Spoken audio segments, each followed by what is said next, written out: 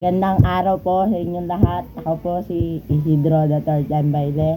Nag-aaral po sa National Lipa City, Batangas na hihingi lang po ng tulong para po sa akin pong pag-aaral na kunti lang po.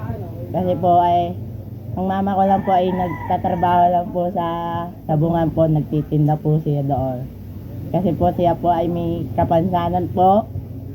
Siya po ay may kapansanan po sa pagsasalita. Kapansanan sa bulsa. Siya po ay may kapansanan po siya. Ano po siya? Isa po siyang ngongo. Nagsalita ka. Oo nga po. Wala po kami pambayad sa paaralan.